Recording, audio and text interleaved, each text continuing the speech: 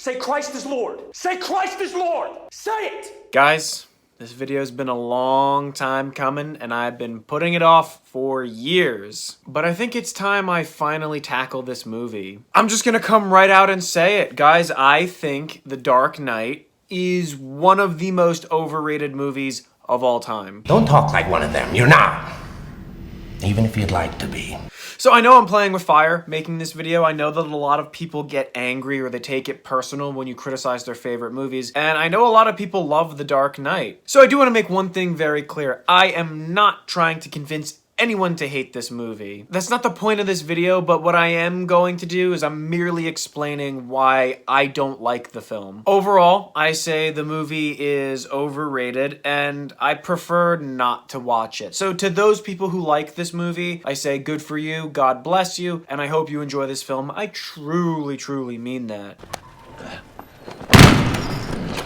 I'm just not gonna deny where I'm coming from. I think this is a very overrated movie. But guys, before we get into the topic itself, we are going to be playing a fun game. Guys, at the end of this video, I will be playing a quick 5-second clip from a random movie. And if you are the first person to correctly identify what that movie is by commenting it in the comments below, you type the title out, I will pin that comment to the top of the comments and give you a shout out in the next video. So all you have to do is stick around to the end of the video, watch that quick 5-second clip, identify it, and you win. But I am very strict on this rule. You have to say the full title of the movie. So let's say, for example, it's The Passion of the Christ. You can't just say The Passion, you have to say The Passion of the Christ. Full title, and you win. Also, guys, I gotta give a shout out to last video's winner, Not Cool 1. Congratulations, you were the winner. You guessed Full Metal Jacket, so shout out to you, buddy. Now, without any further ado, let's get into the review. So to clarify, when I say something is overrated, that doesn't necessarily mean it's bad. To me, an overrated movie is a movie that gets more praise and more attention than it deserves, and it enjoys a status amongst actual great films that it hasn't really earned. So I don't hate The Dark Knight. I don't think it's a terrible movie, but I really do believe that it doesn't live up to the hype or to the praise. Its reputation doesn't precede it. People give this film much more flattery than it deserves. So that's no fault of the movie. You know, I can't really blame the movie for how a lot of people overhype it. So that's a huge problem with The Dark Knight. You'll hear people say it's one of the greatest movies of all time. People will constantly say that it's got such a great legacy, and I think it doesn't live up to the hype. You either die a hero or you live long enough to see yourself become the villain.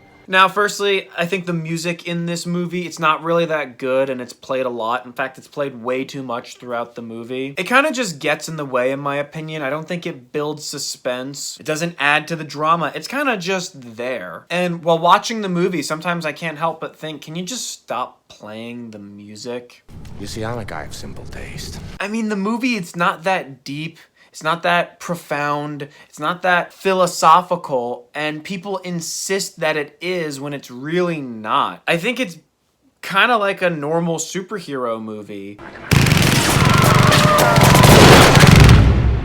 Now, I'm gonna touch back on that later, but I do want to say I don't find this movie to be exciting, or I don't like the action sequences. And you're gonna love me.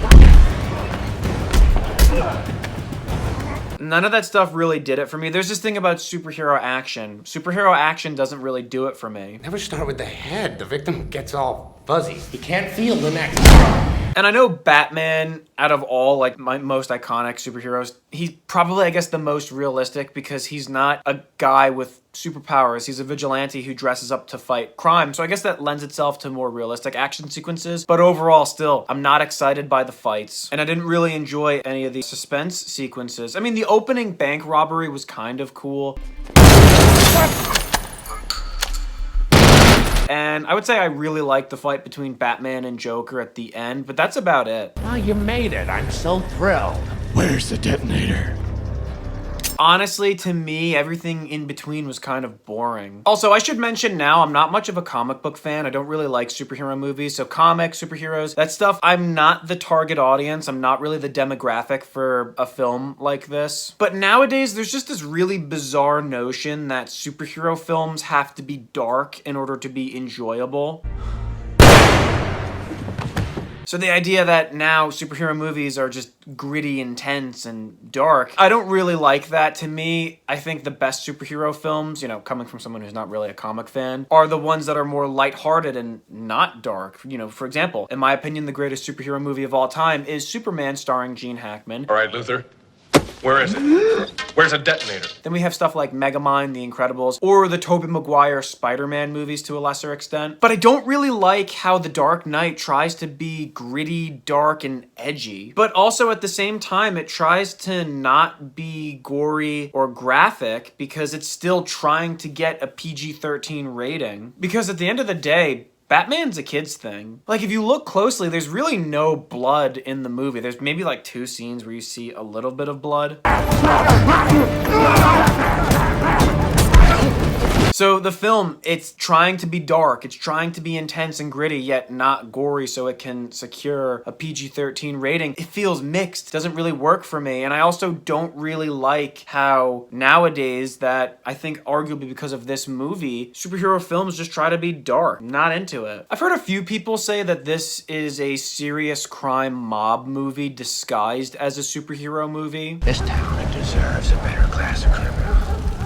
And I'm gonna give it to him. Because the whole crime mob and, you know, criminal things that are going on. But I just think that's another example of people hyping this movie up to be something that it's not. I think the best kind of description I could say about The Dark Knight is it's a superhero film that is a bit more mature, but also ultimately it's not unsuitable for kids, I would say, above the age of 12. Perhaps you should read the instructions first. And I remember when the movie was coming out, there was so much hype, so much excitement around it. When I finally saw it, I didn't get it. And you know, the funny thing, unrelated tangent, in terms of The Dark Knight and The Dark Knight Rises, I saw both of those movies in Baltimore. I know this has nothing to do with the review, but I think it's kind of a funny thing that just by pure chance, I happened to be down south in Maryland with my cousins during the summers of the release of these movies, and both times we saw the Batman movies, The Dark Knight Rises in Baltimore and Maryland. I just think that's kind of funny. It's like a funny coincidence. I'm not even from Maryland, but I just thought that'd be funny to mention. Anyway, let's just get back into the video. So again, I kind of think this movie drags on. It's a bit too long. We wouldn't want to make things too easy now, would we? Because our villain, he's established in the first 2 acts, and then the final act, then we have a secondary antagonist coming in. And trust me, I'm gonna touch more upon the villains in this movie later, but I do want to say that this movie dragged on longer than I felt that was necessary. And I happen to think a lot of the film was overdone with the unnecessary camera work, or like those overly dramatic shots. Ultimately, I found the film to be boring, and these shots didn't add any extra suspense. So it just comes off as overdone. But now, guys, I'm gonna tackle what is probably my most controversial opinion about The Dark Knight. We're gonna be talking about the villain, the Joker. And here we go. I truly think that Heath Ledger and his performance as the Joker, it's among one of the most overrated performances of all time. I think his villain, like the villain of the Joker in The Dark Knight, again, one of the most overrated villains in cinema. So Ledger, his performance is legendary in this movie, and it earned him the reputation of perhaps the greatest villain in all of movie history, which I totally disagree with that. I think Ledger did a good job. His performance was fine, but it's nowhere near Oscar worthy in my opinion. I don't think he should have been nominated, and I don't see the hype over his performance. And to say that the Joker in this movie is one of the best villains ever is an exaggeration at best. Starting tonight, people will die. I'm a man of my word. I am so sorry for that impersonation. Alright guys, let's be honest here. Let's just look at his villainy. He's the kind of guy who likes to cause chaos and to corrupt people.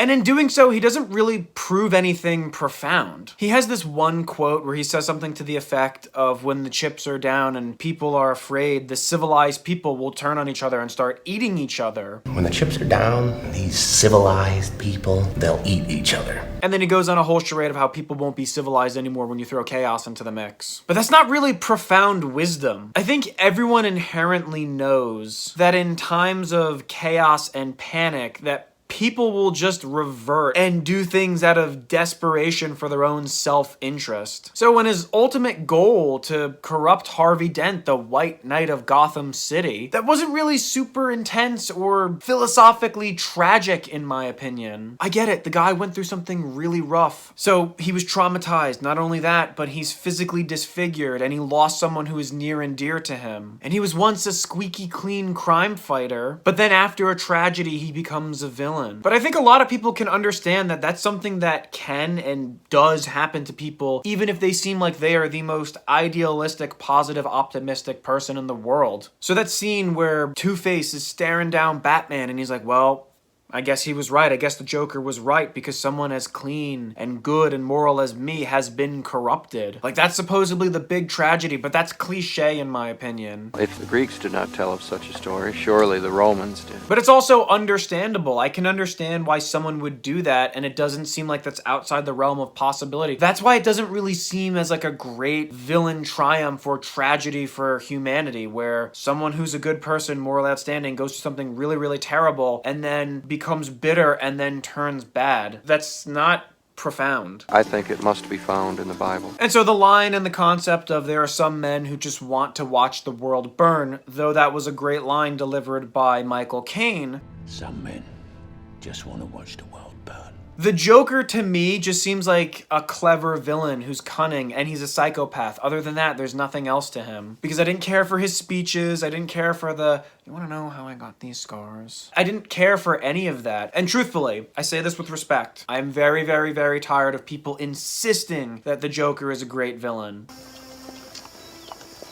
My apologies, sir. Like, people will say, oh, he's the greatest movie villain because he gets people to turn on each other, or he causes chaos and people, they go primitive. I don't like how that was executed in the movie. He's kind of like a terrorist because he causes destruction and he causes mayhem, which proves that the cops can be inefficient in Gotham. And then in the end, he tried to orchestrate this boat thing where he had people loaded onto ferries. And the whole idea is, like, if he hijacks these boats and he wires them with explosives and he gives the option, like, if you destroy this boat, you'll be spared. If you destroy the other boat, you'll be spared. Even Batman says, like, what are you trying to prove? That people are depraved like you? But in the end, it doesn't even work. So overall, I don't think that sentiment worked well or was executed well in the movie. And I don't think people would be depraved in wanting to save their lives by sacrificing others. Again, the whole idea wasn't executed well, and I don't think that elevates him at all into the arena of great villains. I think a movie that brilliantly captures the sentiment of when you scare people or when you take away rules in civilization, people go nuts, they go primitive, and then they turn uncivilized and become savage. I think the best movie that ever actually executed that was The Mist. The Frank Darabont movie, The Mist. And honestly, the villain of the movie The Mist, Mrs. Carmody, she is everything that people claim the Joker to be. From them, the blood of human sacrifice must come. I mean, because she capitalizes on people's fear, and then she uses that to get people to do her bidding, and then as a result of the panic and the nature of their situation, people just become primitive and savage, and civilization breaks down, and Mrs. Carmody just rides that high. That was shown perfectly in The Mist. The execution of that in The Dark Knight was very, very poor in my opinion. So no disrespect to Heath Ledger, because I like the guy. The performance was good. Wasn't great. He was great in The Patriot. Overall, I'm just really tired of people insisting on how great of a character the Joker was, how amazing of a villain he was, and how epic this performance was. I'm tired of it. Because in the end, his plan, we could have seen that coming a mile away of what he did to Harvey Dent. It's predictable. Not to beat a dead horse, but I think most people, even if they were idealistic and morally outstanding, if what happened to them or what happened to Harvey happened to them, they would probably do something similar or have a grim outlook on life afterwards. So that, and among a few other reasons, is why I'm not convinced the Joker's the great villain that people say he is. And not for naught, he wasn't menacing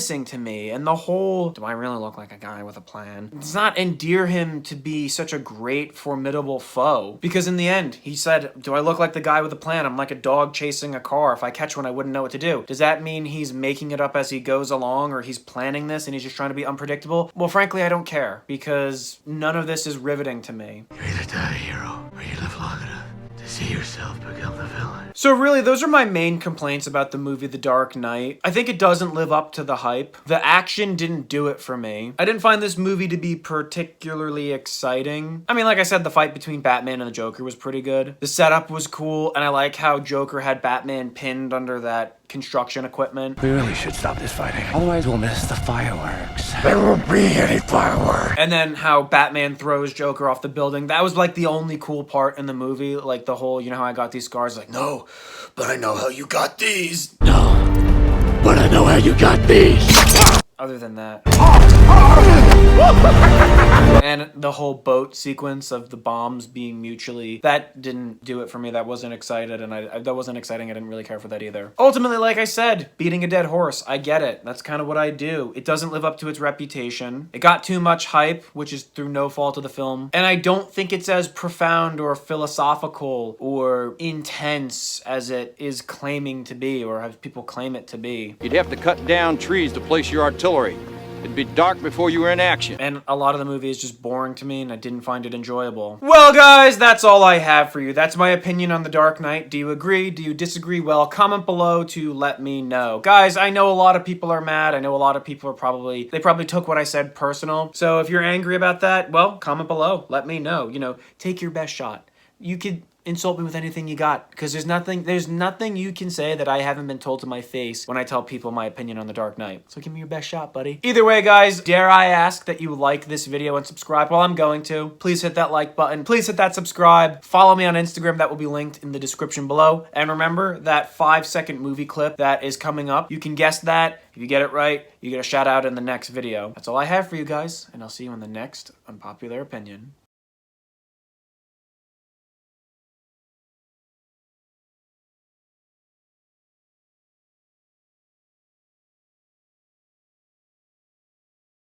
Clumsy effort, Mr. Bond. You disappoint me. I'm not a fool, so please do not treat me as one.